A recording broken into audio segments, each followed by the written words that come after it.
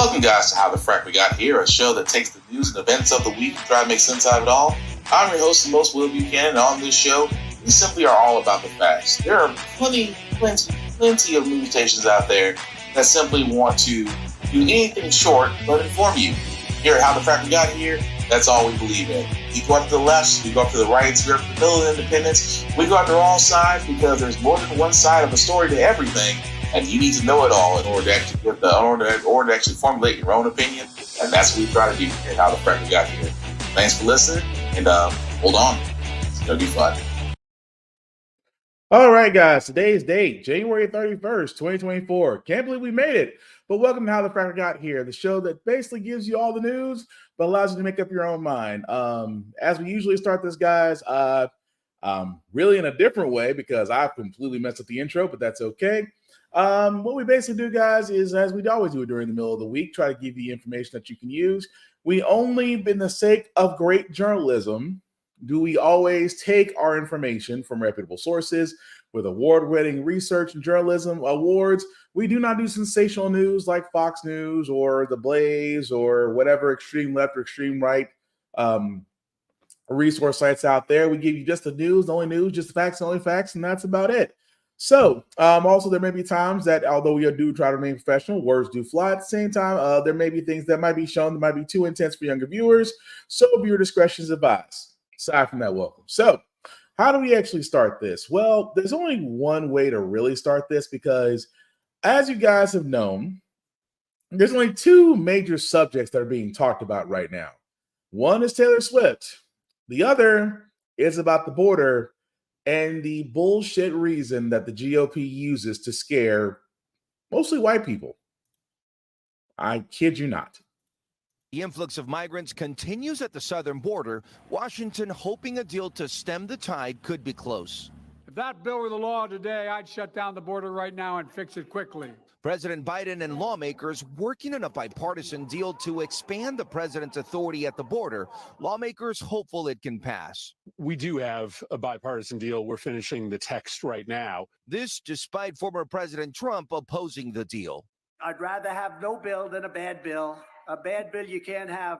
Mr. Trump condemning the deal in a flurry of Truth Social posts over the weekend, claiming without evidence there will be major terror attacks if migrants continue to come in. Other Republicans pushing back. Donald Trump, the last thing he needs to do is tell them to wait to pass a border deal until the election. We can't wait one more day. And it comes as Republican Texas Governor Greg Abbott is in a standoff with the federal government, denying federal agents access to an area in Eagle Pass that's been the epicenter of the migrant surge. Now surrounded by a fence and razor wire, the state even adding more razor wire after last week, a Supreme Court ruling gave Border Patrol agents the power to remove it. Republican governors from 25 states signing a letter supporting Texas. Texas should stand their ground. All this as House Republicans unveil articles of impeachment against Homeland Security Secretary Alejandro Mayorkas. Republicans allege that Mayorkas displayed a refusal to comply with the law and accuse him of making false statements and knowingly obstructing lawful oversight of the Department of Homeland Security. DHS blasting the move, calling it an unconstitutional, evidence-free impeachment. And whether that immigration deal moves forward is an open question since President Trump is opposing it. He has said it would be, quote, a gift for President Biden in an election year. But other Republicans are saying that this is the best deal that the party is going to get. Hoda. All right, Guad Venegas. Okay, so for all those that have been under a rock or have not, or basically you've been having a busy life be life, and we know this. But yes, the southern border. We've had influx of immigrants to come across the border. Texas decided in all of its wisdom, they were going to put up razor wire. That razor wire led to the deaths of several immigrants that were trying to cross, but wound up actually being drowned. Governor Greg Abbott decided to defy the president, saying that no, we're not only going to take down the razor wire, we're going to increase it. This led to Biden administration actually suing the state and actually getting the Supreme Court to basically give the president the power to basically go into the state of Texas to have government agents remove the razor wire. Governor Greg Abbott is still preventing those individuals from going in there, removing the razor wire, And if you've been on social media, mostly TikTok, you've probably seen truckers, people with trucks, farmers all standing with Biden. Even those from the great state of Florida have decided to go over and go assist with being the blockade. And with all that being said, Biden has sat there and done something that I never thought I'd see a Democratic president do. He actually challenged the GOP. Well, he wasn't the only one, but I didn't expect that out of Biden. I mean, I've seen Obama challenge GOP. I've seen Clinton challenge GOP. But Biden, in his first presidential term, challenged GOP because what has the GOP has always been saying? Oh, we got to do something about immigration. They're coming over the border. We need a wall put up. We need this. We need guards. We need razor wire. We need this. And it's kind of strange from a land of immigrants, from a land that was founded by immigrants, that you're going to tell immigrants that they can't come across the border. It's not like America is full.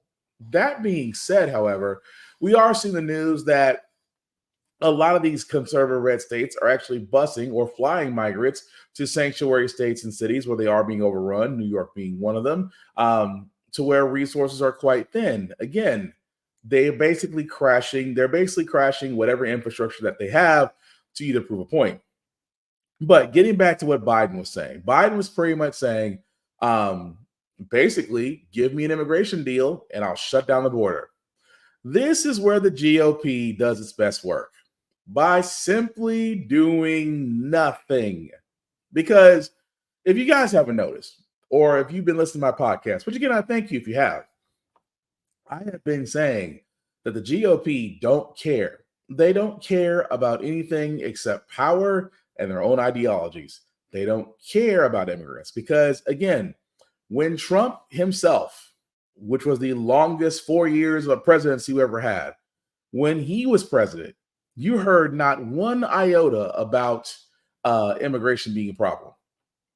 I mean, yeah, sure, you heard about the wall. Sure, you heard that certain parts of it was up, and that even though the parts of the wall that was put up, that they showed how easily the wall can be scaled, or the fact of the matter is that a lot of people realize immigrants are not just climbing the wall, they're taking flights. They're coming in through other means of transportation. But during that Republican administration, you heard very little about immigration reform. Very little. Trump's never mentioned it. Because every time Trump says it, what does he always say? Oh, they're sending the West. They're sending the murderers, the rapists. They're sending their worst. And even now, he still says it. So I always found it funny whenever I hear Latinos for Trump or any other type of immigrants for Trump. I always stand and say they must be rich or have a business because that's the only reason I can see they vote for him. But again, we've never heard immigration reform from the GOP during a Republican presidential administration. Switch to Democrat. GOP loves to do this. We're going to point out the problem. And the problem is in Texas, in Florida, in New Mexico, in California, they're coming over our border. These immigrants, they're coming in by the thousands. What's the problem? Because in my mind, I hear this all the time. I hear this from conservatives all the time. This is a problem. How so? You have immigrants that are coming over, escaping war-torn areas, areas that are famine, areas that, are less ideal for individuals to live in. So they come to America. Again, America has a broken immigration system, much like we have a broken veteran affairs system. But the GOP always loves to say this. Well, we need a plan. Biden sat there and said, okay, give me one. You give me you back the immigration plan that's being put out there. I'll shut down the border. And that was the one time the GOP felt silent. And that, ladies and gentlemen, tells you everything you want to know when it comes to conservatives and immigration reform. They don't care. As long as it's a talking point. And you even heard Trump turn around and sit there and say, well, don't give this to Biden. This will be a win for votes. Because and again, for all his lunacy and stupidity, he has a point. Because if the immigration reform problem was solved under a Democratic president, could that give Biden the win for a second term? Yes. I mean, President Obama tried to do it under the DREAM Act. When he had the DREAM Act out there, what was a path to citizenship, where again, it wasn't a picture perfect plan, but it was something for immigration, for a path to citizenship, for immigrants to follow. GOPs tore that up. How dare we give them a path to citizenship? How dare we ask them to serve in our army, and then after they've served, they got a path to be an American citizen? How dare you do this? This is the same party that went after a president for wearing a tan suit. So again, fast forward now to 2024. We still have an immigration problem. And I'll keep repeating this about the immigration problem. The GOP, the Conservative Party, they love problems. They love problems when they're not the head of the administration. Because they could sit there and say, see, Biden didn't do anything about immigration. That's why we know we can do it. Okay, let's go down memory lane, shall we? Bush 1.0, when immigration was still an issue, you did nothing about the immigration system. Then 2.0, Bush 2.0 was in. You didn't do anything about the immigration system. You got the Trump. Again, did nothing about the immigration system. If you go back in history, from the start of the 21st century, if you go back in time, look at every Republican administration and look what they've done about immigration. You'll find nothing. Look at every Democratic administration since the turn of the century. Every administration has tried to put forward an immigration package to fix the immigration system. And every time the GOP, the Conservative Party, shot it down, but offered no alternatives. So the party that says they can do better has shown nothing. Nothing. And I've said before, I can't imagine being conservative trying to run this year on what accomplishments have you done? Because that's going to be the problem. What accomplishments have you done to where you can sit there and tell these people, yes, you can vote for me again. Yes, you can vote for the party. You can vote for the GOP party because we get things done. You really don't.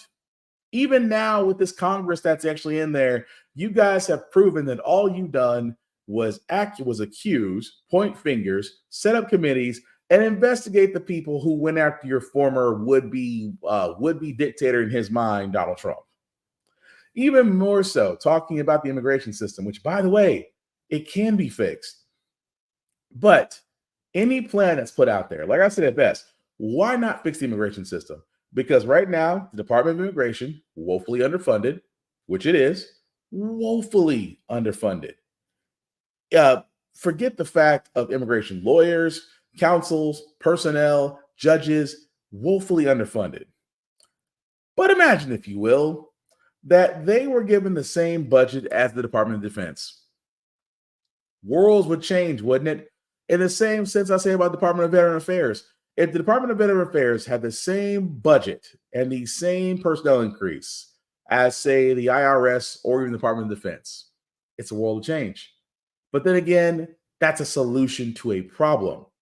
And as we know about the GOP, they don't provide solutions, but they love problems because they can use those problems as scare tactics. And they can use those problems, especially on the Fox News side, to talk about what they would do. But like I said, many times, Fox News is not a news station. It is a propaganda, state news, entertainment center to scare its audience. That's pretty much it. But even more so, this is how bad the GOP has done. They have basically sat there and want to go after the department, the DHS secretary, which is, if you haven't figured that out by now, of course, I wish I could show this gentleman right here, but the secretary of the Department of Homeland Security, they want to go after Alexandria Mayorkas for this. And what I'm about to show you is the crazy part. The man that's about to be talking is the man they want to impeach. You've been in this job since the start of the administration. I think you take heat on a lot of issues. You have a massive agency that draws heat on just about everything that you guys do. The idea of impeachment proceedings starting, does that affect you at all on a personal? I know you work and you're going to continue to do the work, but what do you think when you see that? You know, Phil, I come to the office every morning, and I am surrounded by incredibly talented and dedicated people. And it is extraordinarily motivating to see the work they do, to witness firsthand their selflessness, their talent, their tireless dedication. Many sacrifice a tremendous amount. That's what I think about. And I'm incredibly proud to work alongside them and to support them in advancing the mission of the Department of Homeland Security on behalf of the American people under President Biden's leadership. That's what I think about every day. And I'm incredibly proud of coming to work every day and leaving the office as late as it might be, having done the work with such extraordinary people.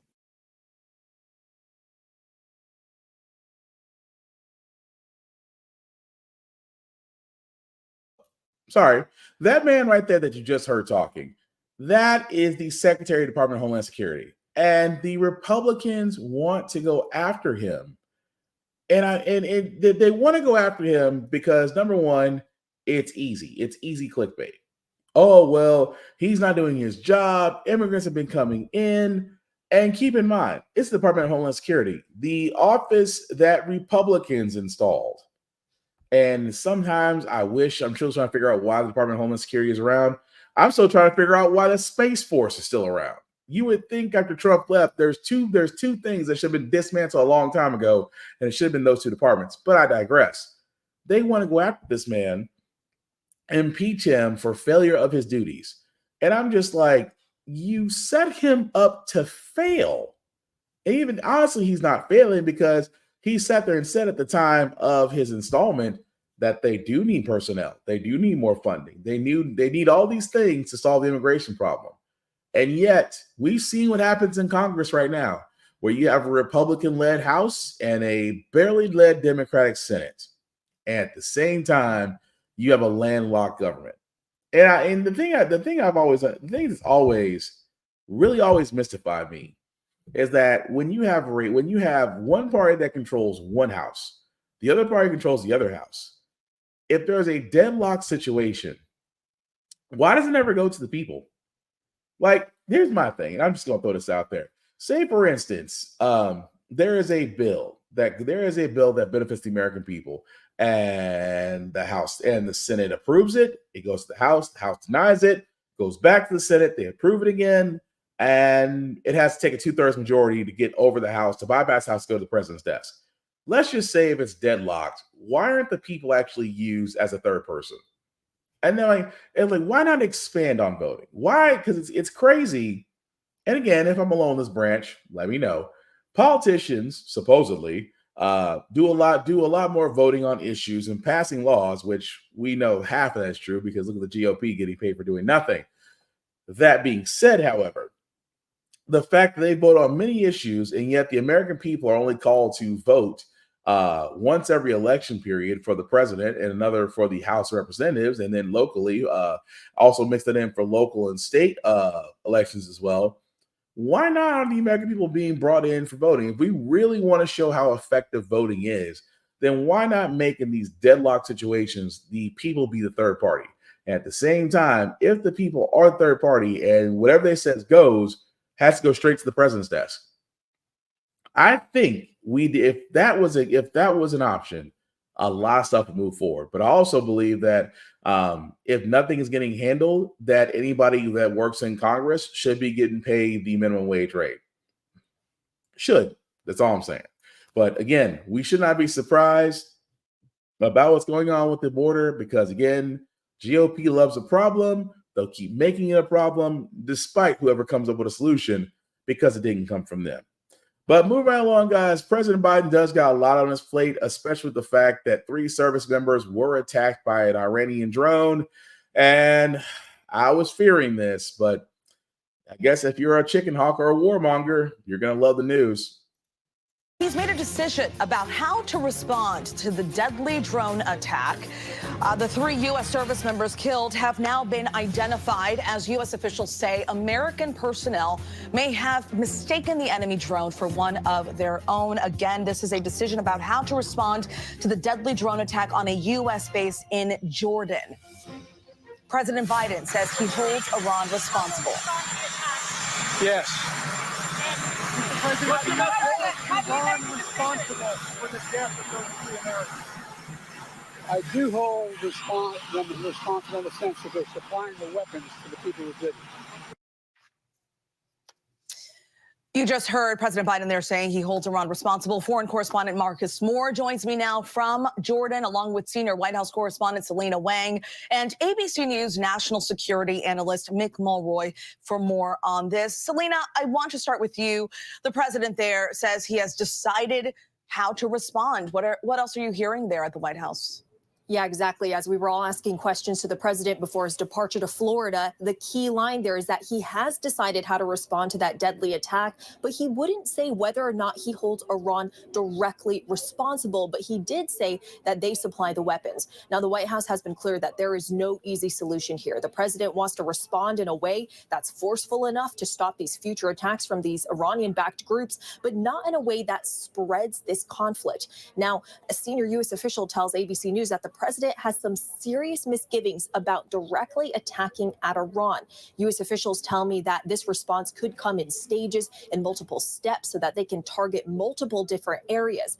Now, look, the president here, he's been meeting with his national security team. Clearly, he's already made up his mind. The question is how far he's going to go, because the previous U.S. responses, they have not stopped these continued attacks. There have been more than 160 attacks on U.S. forces in the region. We expect the president will go further than before, but just how far is the big question. Well, I mean, the big question is, it's like, do we do sanctions or are we going to do retaliatory strikes? Let's be honest, it's probably going to be the latter. Again, America is a war profit machine. Do we need another war? We really don't. Keep in mind that, yes, we're still helping Ukraine. Yes, for some odd reason, we're still helping that country. Because if I say the country that we're talking about, then, Zuckerberg and everybody else will sit there and say that I'm inciting war, which I'm not. I'm only pointing out that between two certain countries in a certain region seem to always have this problem for ages, and yet we got dragged into it because one of those countries is unfortunately a welfare queen of the United States. So I think I said all that without actually tripping over any Zuckerberg landmines. But again, I feel like retaliatory strikes are going to happen, and I feel like we're going to be again in another theater of war. And it's like, and they wonder why they're having such a hard time with troop enlistments, even to the point to where the draft may be considered. People don't want to go to war. It really is the truth. Young people don't want to go to war because, well, we've seen what happened with Iraq and Afghanistan, and we don't want to repeat. But we shall see what Mr. Biden may consider. Like I said before, every GOP was like, "Oh, well, we need to send in the troops." You can't send in the troops like you're playing Army. But then again, what do you expect from chicken hawks? But sticking on Biden for a second, because guys, I have been saying this about Biden, especially because even though Biden is running again for the nomination, yes, there are people on the Democratic side that are still running for the Democratic nomination, but I've always said this about Biden. He is going to have a hard time with minority voters. Even more so, this article here, guys, where he's traveling to South Carolina. Representative Jim Clyburn is a Democrat in South Carolina. Now, of course, because of Representative Clyburn and a lot of other individuals there helped South Carolina basically give their votes to President Biden. The problem is, this is the second go-around. And a lot of Black voters, and I hate to say this, a lot of Black voters are not so easily ready to give the Democratic vote to Biden again, because here's the thing, and I've been saying this. Now, of course, I'm not Democratic or Republican. I always say to myself, I'm progressive. I am progressive, which means there's some things that conservatives will definitely not agree with me on, but at the same time, Democrats may not agree with me on, because I think these are measures that these are measures that I think are need to be put in that transcends party lines. But like I said, sometimes it falls on deaf ears. The problem with Biden is that Biden has not, and I'm going to go ahead and say it. The problem with President Biden has not gone far enough to show black voters why they should basically nominate him again. I mean, he went to a church, which again, I told you guys many a times that of all the places to meet black people, representatives, whether they're running for representatives or senators, it always kills me how we always got to wind up in church. And I'm like, church, I understand historically was the center point for black people to meet at, but there are other places for all those that are running in office. There are other places where you can actually talk to black folks without being under the banner of a religious institution. But that being said, Biden's going to have a problem because I have talked with individuals out there and they've always said the same thing. What has Biden done for me? Or what has Biden done for black people? Because that's where voters are going to say. And some people sit there and say, well, I don't understand. Where I'm like, oh, I completely get where they're coming from. Because you have a lot of eligible voters out there that are disenfranchised, dismayed. They have low wages. Everything's higher. They're probably not looking too forward to their tax returns because of the tax laws have been put in. Even though there's still a chance that child care tax credit may be increased. But hey, if you're single, you don't have any children, and you work in America, guess what? You get taxed the hardest, which is completely unfair. But again, black people are asking, what has Biden done for us? And I have been sitting there saying this, screaming it from the rooftops. If Biden wants to get the black vote, and no disrespect to Ice Cube, who tried with Trump to negotiate the black vote with a contract, and it failed miserably. No disrespect to Ice Cube. He tried. But if Biden wants to get the black vote, he is going to have to be progressive. You guys remember a long time ago where Biden sat there and said, I want to increase the minimum wage? He sat there and said $7.29 has gone on too long. Let me increase the minimum wage. And people are going, well, why increase that? Well, if you increase the minimum wage, every state has to increase their wages. Now, if you're in the South, like me in Tennessee, the minimum wage is still $7.29.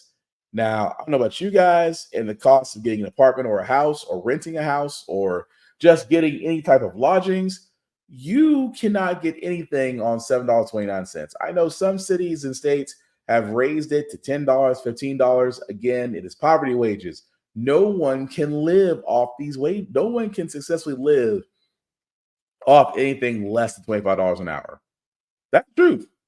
At the same time, Biden has a golden opportunity right now to be progressive. I want to increase the minimum wage, but let's increase the minimum wage to meet today's standards and inflation, meet the rate of inflation, which means that the minimum wage the minimum wage at the moment would be somewhere between $27 to $29 an hour, give or take.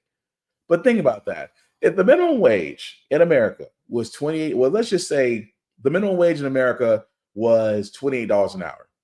That means every job has to start off with $20 an hour. That means people get paid more. Well, what about the widow? And I can hear the conservatives now.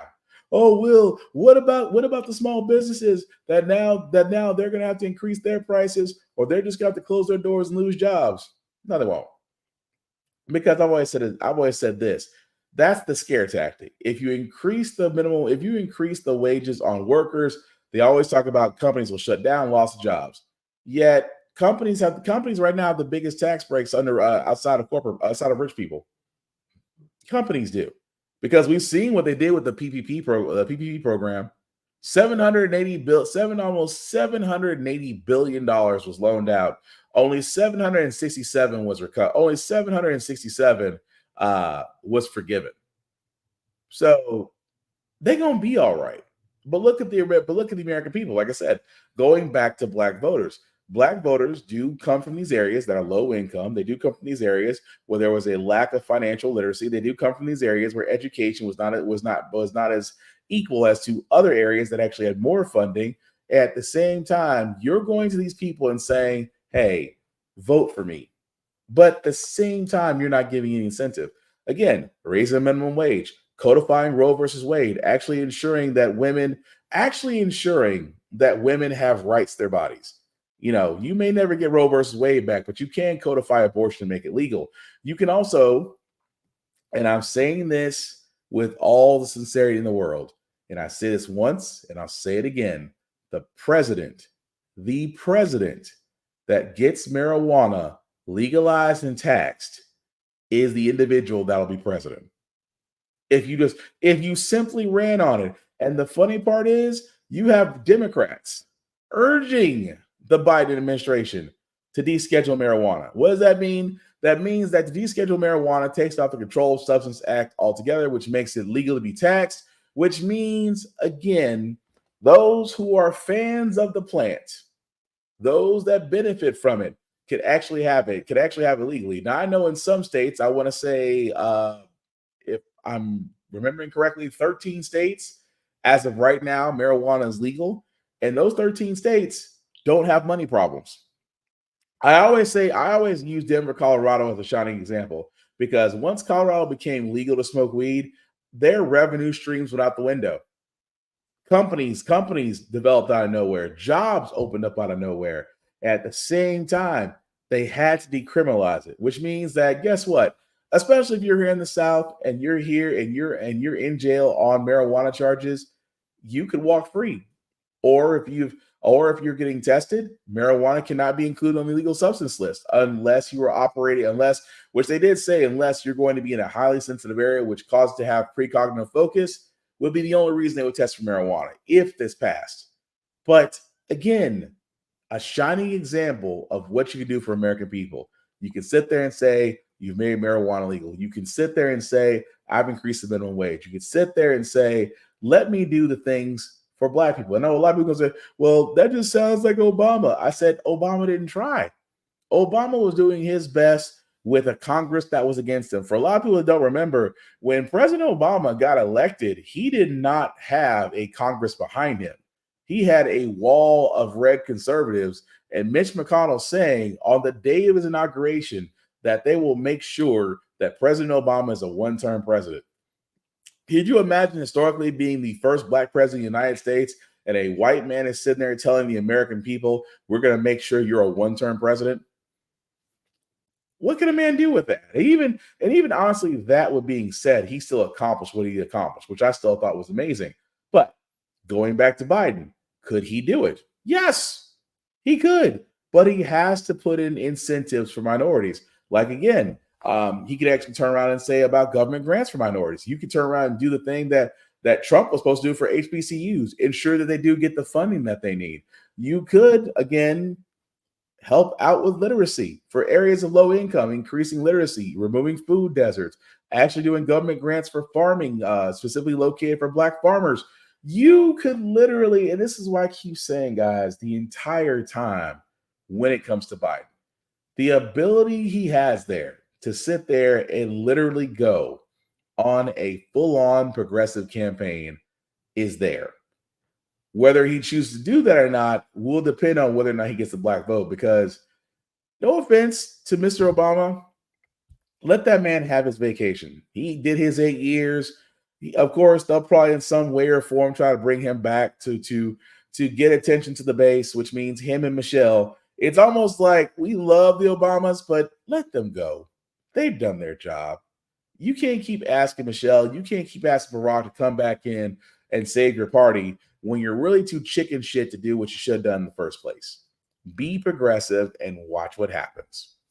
But speaking of things that I never thought I would call, because again, the albatross, as I call him, to Biden's administration, or I should say the main reason why he is no longer progressive, but very middle of the road as a modern Democrat, Senator Joe Manchin says that he might think about running for presidency because, again, of Biden's age and the fact that not too many people like Trump, and because he's running as an independent. Keep in mind about Joe Manchin, for all those that don't remember, this is the same man that voted not to codify Roe versus Wade. It's the same man that voted down the Voting Rights Act. It's the same man that voted down on the Build Back America plan. It's the same man that voted down multiple stimulus checks to the American people because he believed it would cost too much. He also helped depower the EPA because he's actually from West Virginia, West Virginia is a coal mining state. And of course, coal mining is a beyond dead business. But because Joe Manchin sits on a board for a coal mining business, and yet no one sees this as conflict of interest, decide to help himself. This is the same man that is considering running for office as an independent because he does not see himself as a Democrat. Obviously, he doesn't see himself as a Republican, even though he is a Democrat in a Republican-controlled state. I'm sorry. Joe Manchin, to me, like I said, is the albatross to the Biden administration when he tried to actually do an open progressive platform. And of course, him and Kristen Sinema killed it single-handedly. But we shall see if Manchin runs or not, because honestly, I think he's full of shit. But you guys, like I said before, getting back to what I talked about at the beginning of the show, I said that two things were going on this week. That, well, one was Taylor Swift, and of course, the one was the border. Now, you're probably wondering, well, you don't really seem like a Swiftie. I got nothing against Taylor Swift. You know, she's America's sweetheart. Seems to be making a lot of hit songs. Touring has done very well, and is apparently dating Travis Kelce of the Kansas City Chiefs. All that is irrelevant because for an individual who is a singer who is simply trying to support her boyfriend, even though Simone Biles and her husband don't get that same type of shine, but I digress. You'd be surprised how the GOP is acting, because you would think, okay, it's a celebrity couple. Why do I care? The GOP does.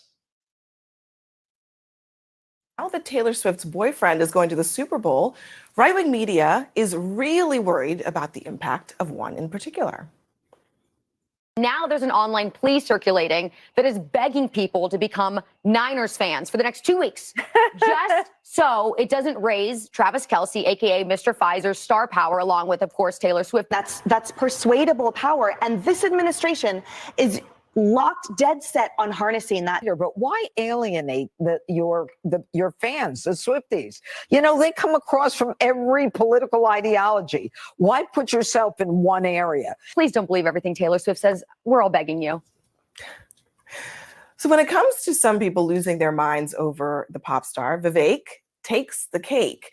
Ramaswamy says that the NFL is rigging the Super Bowl to give Taylor Swift more airtime ahead of her endorsement of Joe Biden. Jamel Hill is a contributing writer for The Atlantic, and she joins me now. Jamel, that is quite a conspiracy, I have to say.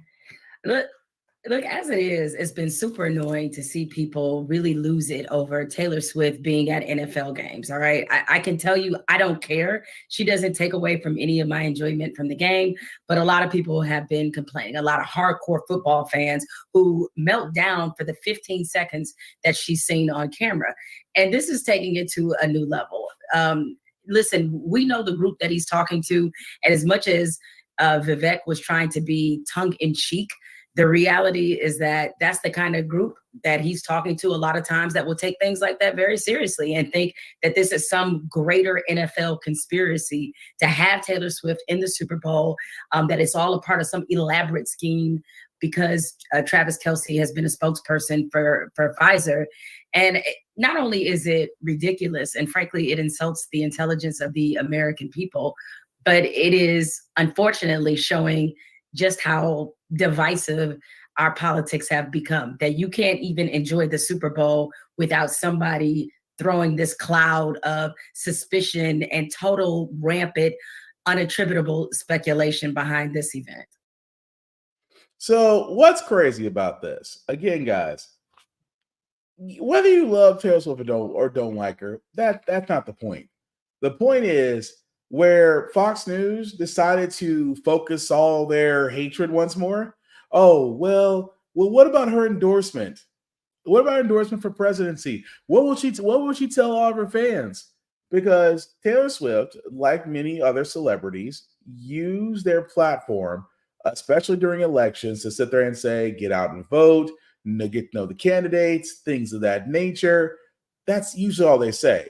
But now they're worried that Taylor Swift, who has spoken out against Donald Trump, has spoken out against about Roe vs. Wade being shot down, And now the GOP look at her as enemy number one because she has a wave of fans, a wave of voter eligible fans. Keep in mind, I've said it once, I'll say it again. The GOP does not care as long as they remain in power by any means necessary. And so what they say, oh, well, we don't need Taylor Swift there because again, there was a whole thing about Taylor Swift attending his games and that they focus too much on her and that, oh, I just don't want to see her at my games anymore. That's the public. The GOP sees it as she will turn around and tell her base not to vote for us, and they'll listen. But let's do our best to smear her. Let's do our best to there and say, oh, don't listen to her. Oh, don't do this. Oh, don't do that. They will do their best to turn around and sit there and say to all those voters, because like I said, she has a lot of followers. She has a lot of followers, a lot of fans, and a lot of them are voter eligible. Keep in mind, I've said it once and I'll say it again about this election. The two biggest groups of people voting are women and minorities.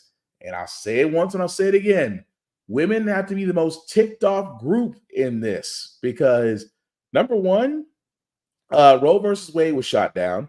Abortion is not legal, but you either have to go to a different state or go to extreme measures, especially if you're pregnant or if you're raped, which we found out in Texas, where literally 26,000 women who were impregnated by rape were forced to carry because in Texas, abortion is legal.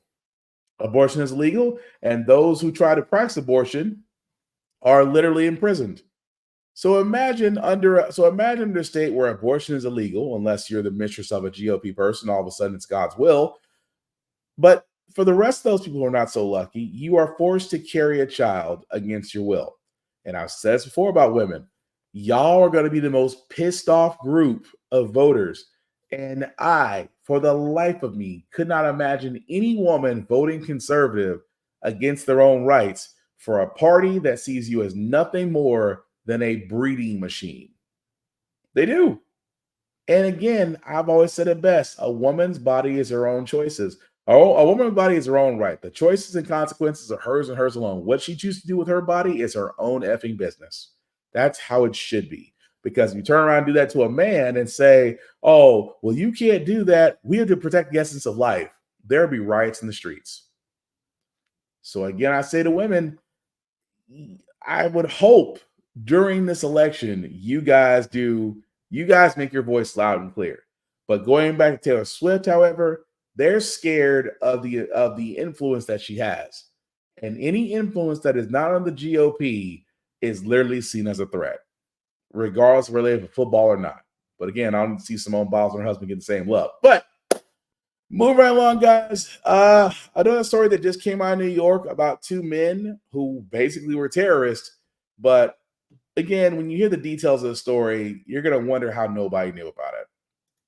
Together about the two brothers who they say were anything but friendly. Authorities, federal agents, NYPD bomb squad were searching here and they had to evacuate this building because of what they found. Not just the ghost guns they were looking for, but all kinds of homemade explosives and a hit list. One wrong mix of chemicals or one wrong wire could have taken that whole building down. The ghost guns were just the tip of the iceberg. The search warrant carried out at the Astoria apartment uncovered these homemade explosive devices, some of them in the same container. Had one of those IEDs detonated, it would likely have resulted in a shock wave that would have detonated the remaining explosives. There were anti-government ramblings in writing and a hit list mentioning cops and judges. A lot of writings of quotes from Charlie Manson, a lot of harm to others. And the more they searched, the more they found. 9 additional functional smoke bombs, which can be used to divert attention. 1 partially constructed AK-47 style ghost gun, over 600 rounds of ammunition, 1 3D printer. Neighbors looked out the window on the freezing cold morning of January 17th, seeing Homeland Security and NYPD investigators who would evacuate the building as they searched the second-floor apartment. There's a disconnect. Shailene Heffernan says the family downstairs, including the brothers Andrew and Angelo Hatziagelis, who have now been indicted on 130 charges, seemed bitter, angry, and rude. It just goes to show you what kind of headspace they're in and how I couldn't interact or engage with them. Authorities say their ideology was extreme anti-government, a combination of far left and far right, and as of now not connected to any known networks. But they do represent a type of threat becoming more common. The lone actor threat, really complicated, very difficult to qualify, doesn't fit neatly into a box.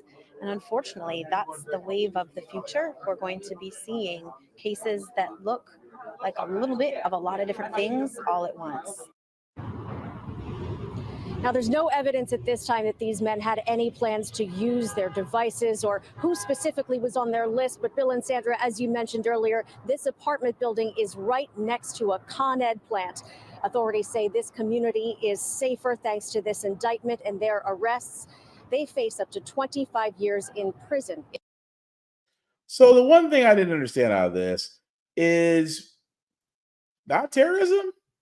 I'm sorry. They're two brothers that were literal. They had manifestos about the government, ammunition. Again, as a gun owner, I don't see the point of having when you have to have and maybe. And again, I can be short-sighted. I'm not a competition shooter. I am not a guy that goes around the country being a firearms instructor. Those are the only people I know that can have that many rounds and yet have reasonable justification. But when you have over 600 rounds in your apartment, you have ghost guns, improvised devices, and you're right next door to a power plant in New York. How are we not saying terrorists? I mean, that sounds like terrorism to me. And yet, not a word of it being said. It's almost like, why in the world can we not say anything about terrorism when you see it? And again, I can go on the fact about ghost guns. I talked about them last year. I sat there and said that ghost guns are not regulated. Practically anybody can still buy them. Ghost guns with a little bit of know-how, and the stuff is literally on YouTube to where it can show you how to make a functioning firearm with no serial number. This is the whole entire reason why ghost guns are popular, because they're hard to track. And at the same time, 3D printed parts will work in them.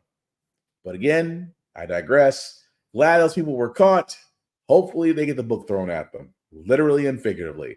But we're going to switch to Trump for a second, guys, just because, well, Trump is fighting a lot of things, specifically the ballots. I talked about this story, guys, a couple podcasts back, because Colorado was doing it. The Colorado Supreme Court took Trump off their ballot, so he can't qualify to run for president in their state.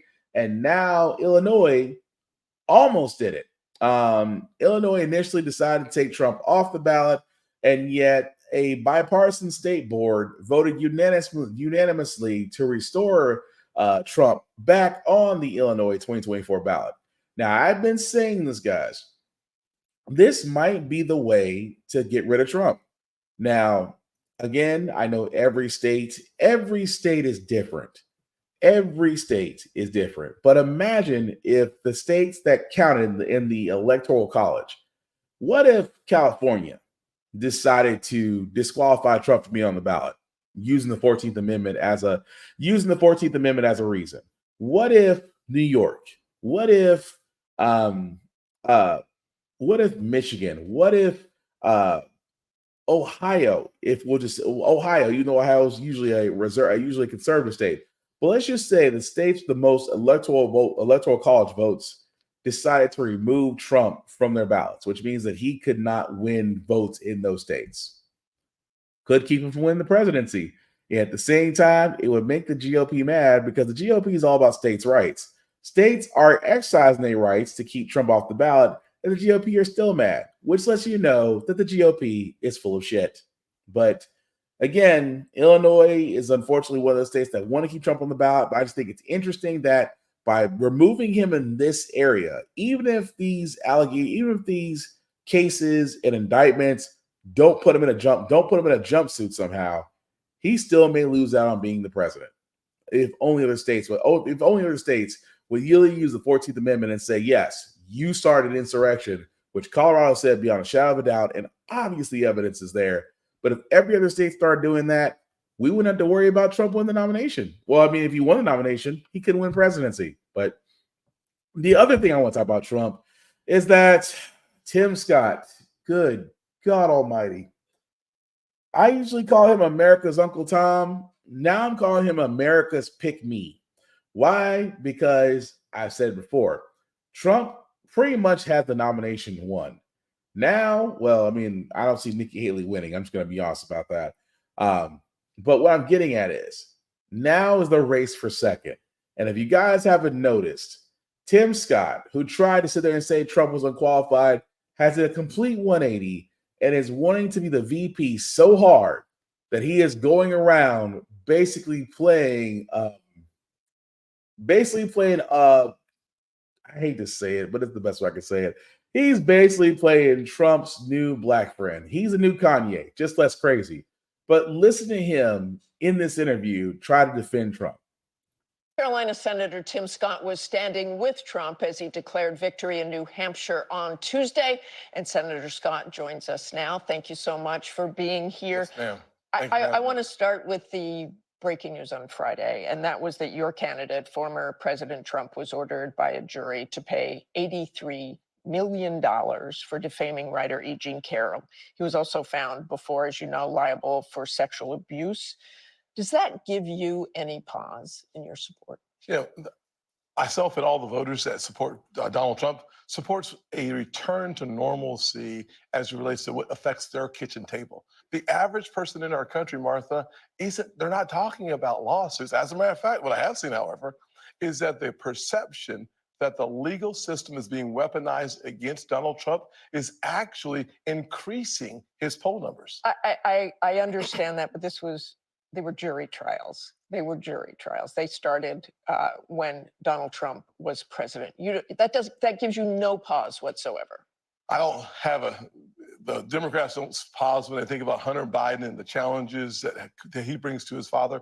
The one thing I think the electorate is thinking about most often is how in the world will the next president impact my quality of life? How will America regain its standing in this world? They were better off under Trump, and they're looking for 4 more years of low inflation, low crime, low unemployment, and high enthusiasm for our country. We haven't had that in the last 4 years. I spoke to a lot of voters this week, and I do want to go back to Tuesday night and even before that. Donald Trump had an incredibly strong victory in Iowa. Of course, New Hampshire, a double-digit lead. He is clearly the front runner, but those are just 2 states. Yes. And you just heard about Nikki Haley's fundraising ability. Yes. Why should she drop out?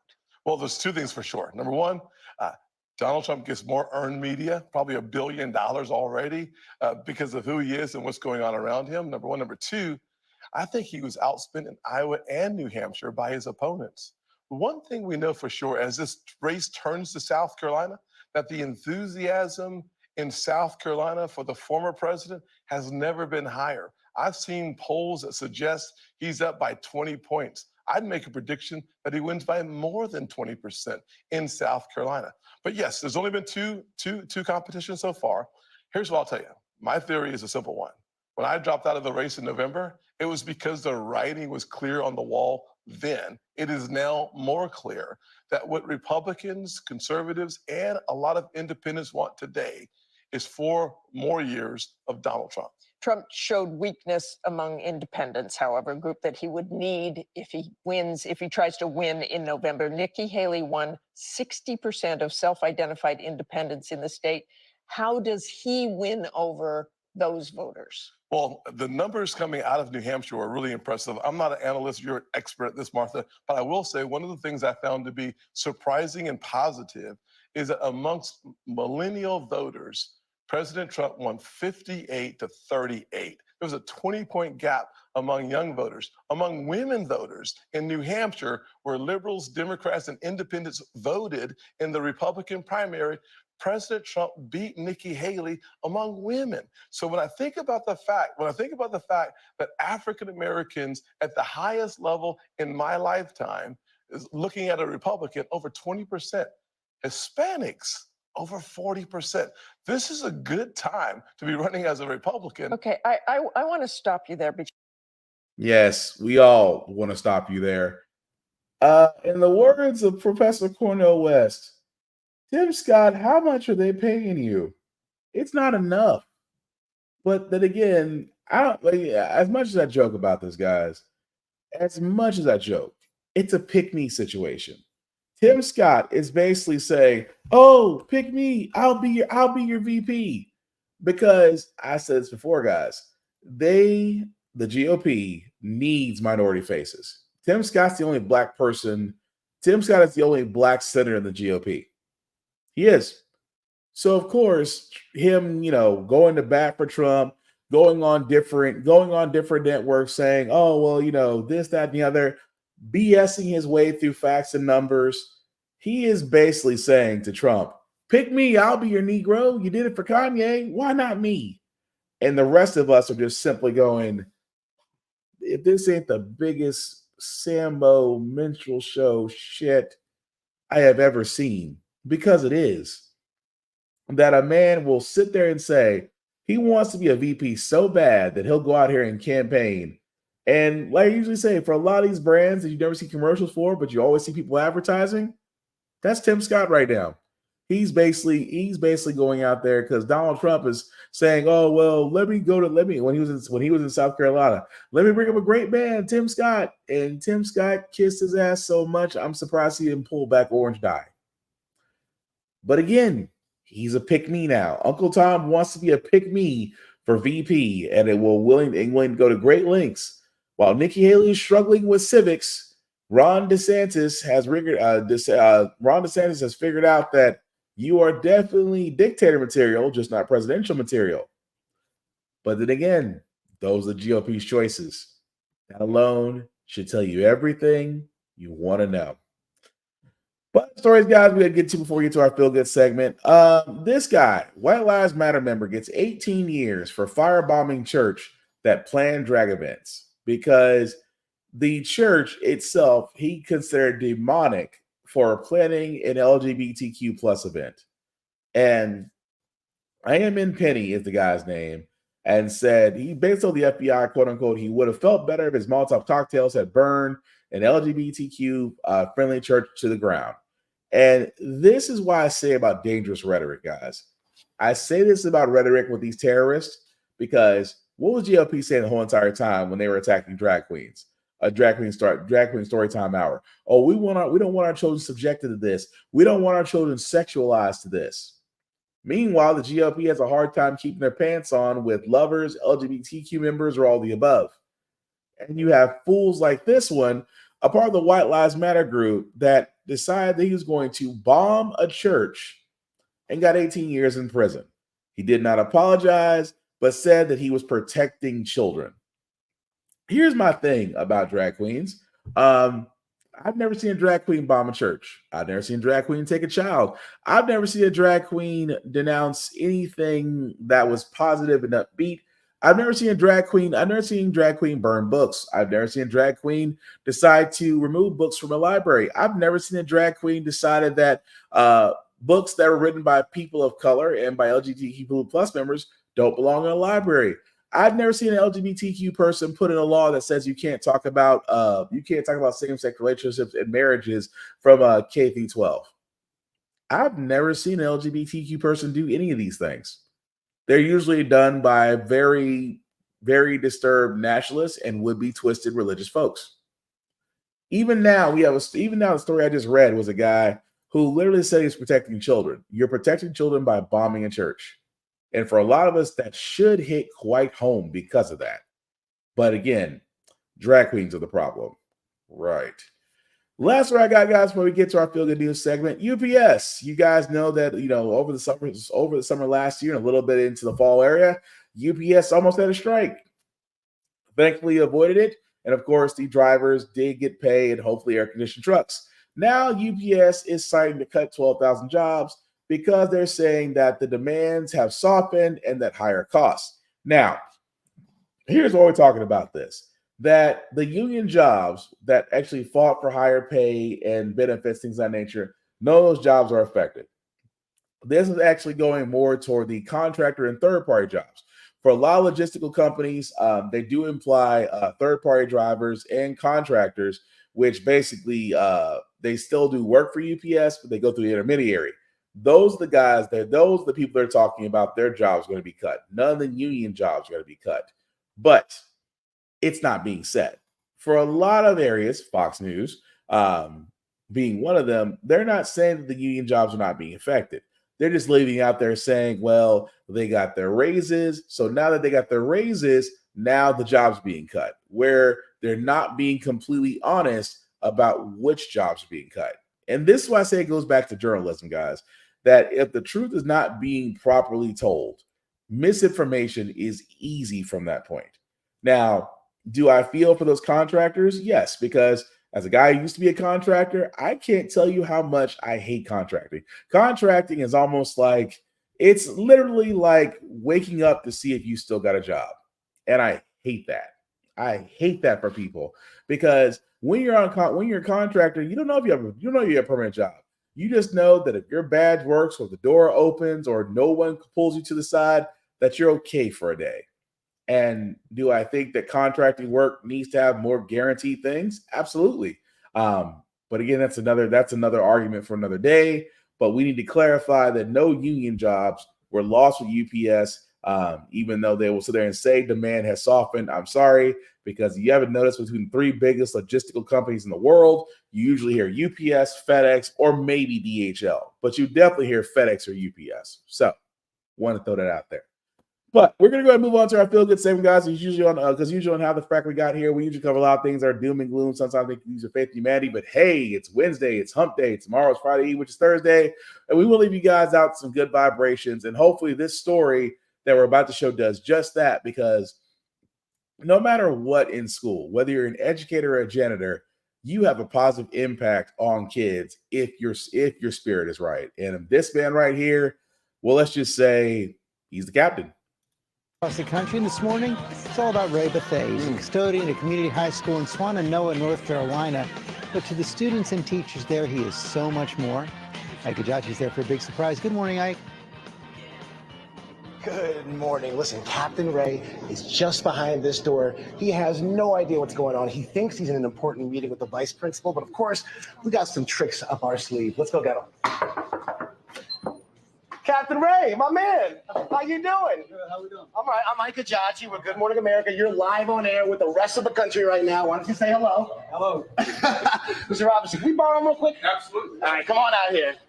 Captain Ray, nice to meet you. Listen, you've been a head custodian here for over a decade. Everyone says that you helped make this building feel so much more than a school. The people say that when they come in here, it feels like home. It feels so much like home. So today is all about you. And before we go in there, you might need this real quick. Come here.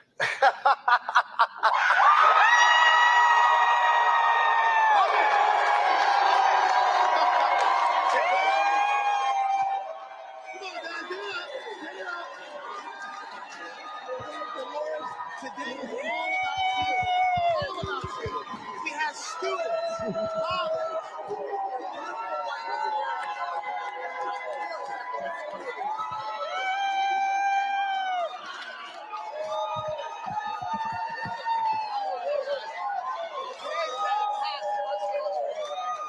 Today's all about you. We have students, your colleagues, obviously your wife is here. We have our mascot, Ray, right behind us. Everybody in here knows how much of a ray of sunshine you are. It's time for America to take a look, too. In this North Carolina high school, custodian Mr. Ray Bethea was a ray of sunshine. Anytime you walk into the building, he's always smiling or laughing. Fist bumps here and there, and he always got his little hat on, his captain hat on. He bought the hat, and he started wearing it at school, and everybody just started calling him Captain Ray. But Captain Ray is more than a smiling face. He leans in. If you're feeling down and you need somebody to talk to, Mr. Ray is definitely the person to go to. Whenever I get angry or anything, he'll take me downstairs. We play basketball. I came here my freshman year after my dad passed away, and I had no friends, nobody to talk to. Mr. Ray was the first person to talk to me.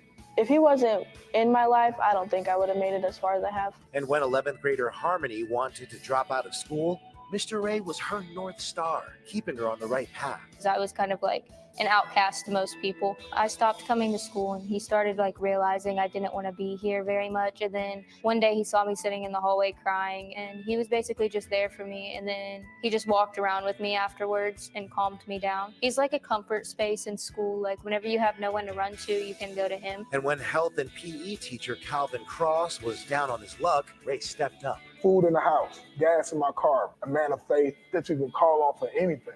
I think he's more than just a janitor that cleans up messes. I think he cleans up people's minds. He's probably the most thoughtful custodian at any school ever. Ray makes everybody feel like they matter. Every student in this building knows they matter. And so to Captain Ray, we say, you're our ray of sunshine.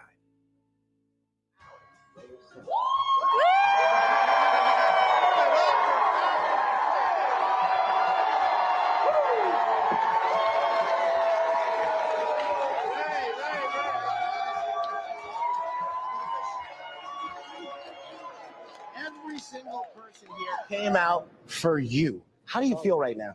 That's awesome.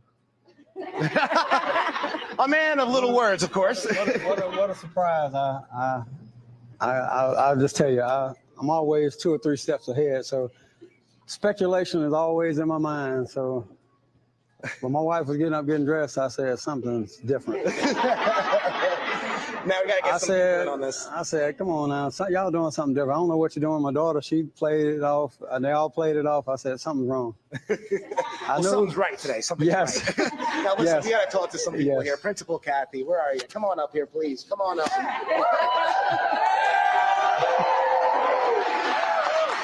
gotta ask you, what kind of difference does it make to have someone like Captain Ray working inside your building?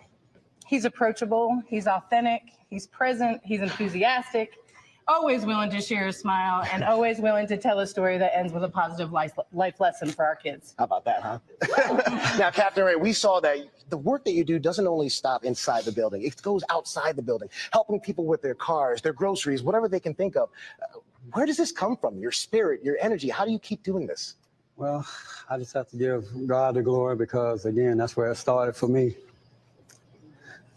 It's okay. You can take your time. You can take your time. Guys, how about the captain right here? How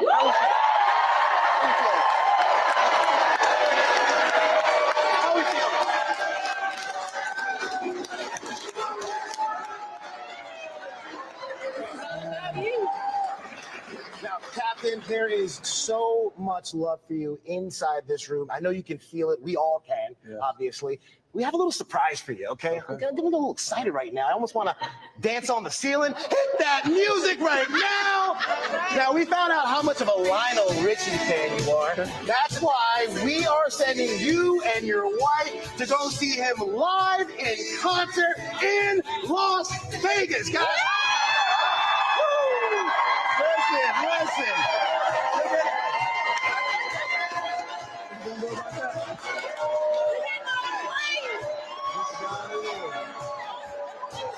Now, that's right. You're getting 2 round tickets to Las Vegas. That's from the Las Vegas Convention and Visitors Authority. Plus, you're getting a dinner for 2 and a 2-night stay at Caesar's Palace. And someone told me you've never even flew before. How do you feel, man? How do you feel? I can tell you the Bible said, lo, he'll be with you, but I think that's a first time for everything. Right, right. But never a last time for love. Give it up, guys.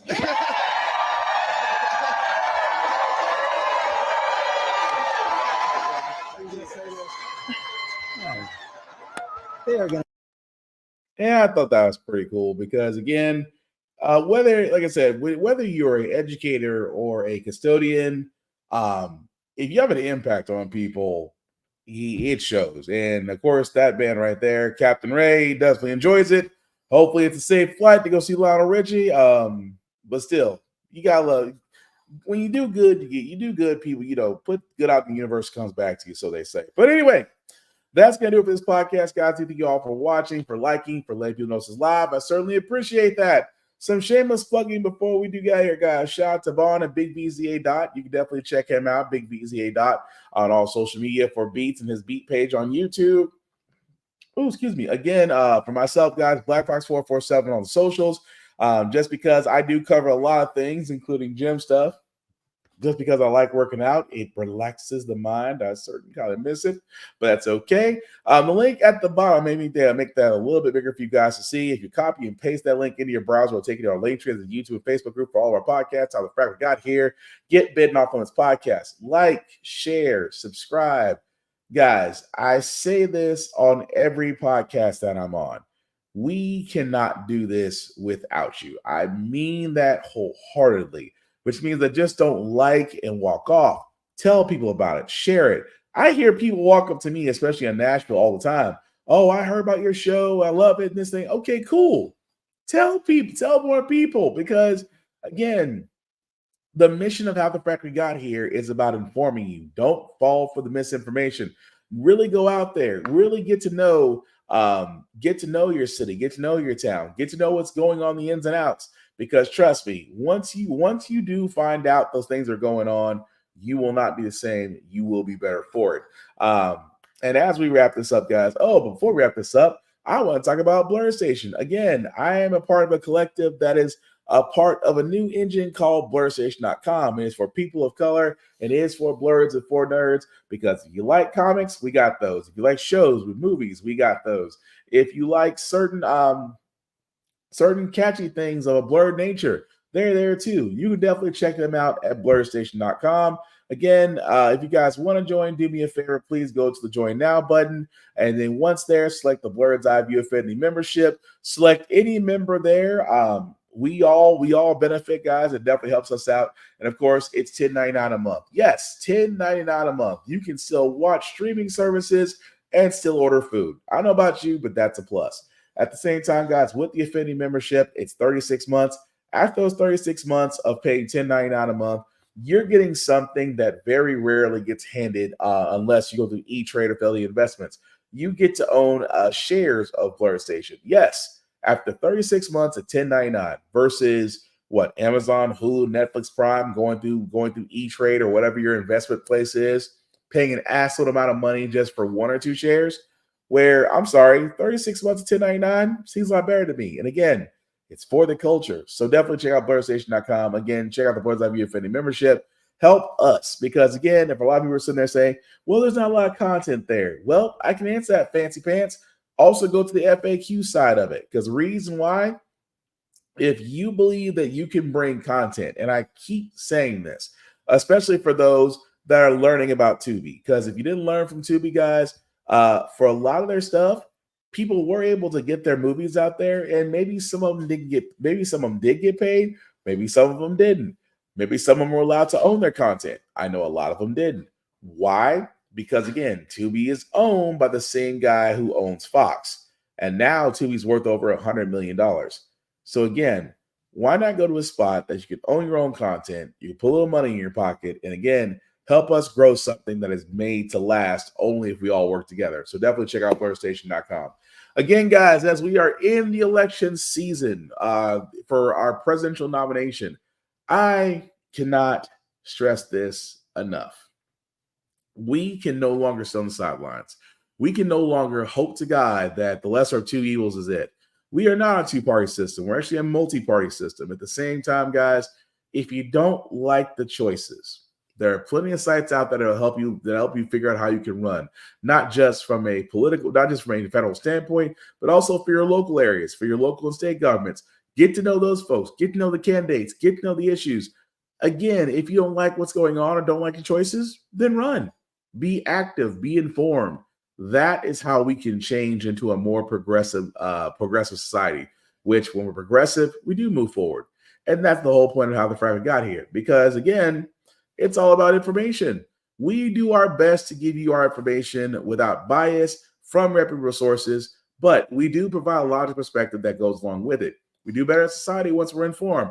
We're progressive. We move forward. We try to right the wrongs of our past for making decisions now that we should have done back then. Like electing our first Black woman to the Supreme Court, electing our first Black woman to the Federal Board of Governors, electing our first Black woman to be the National Cybersecurity Advisor. All great things. we don't learn from history, we are doomed to repeat it. That's why we keep asking ourselves, why does everything go up in our paycheck? Why are we electing different politicians, but still the same old game in Congress? And most importantly, how the frack we got here. Thank you all for watching, guys. Please take care of yourselves and each other, and we'll get through this. Peace.